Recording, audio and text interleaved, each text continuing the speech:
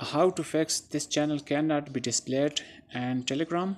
Hi guys, in this video I will tell you if you have facing issues and you see this message, this channel cannot be displayed.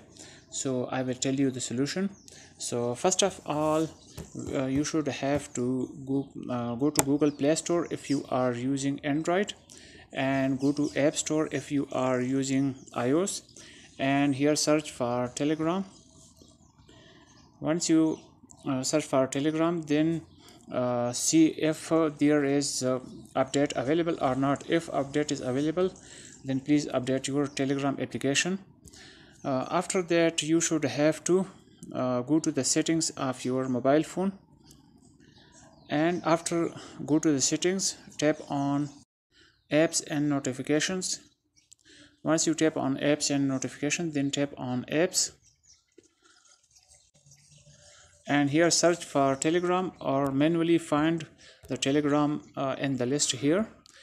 And after that, open it, and here tap on storage option, and here tap on clear cache.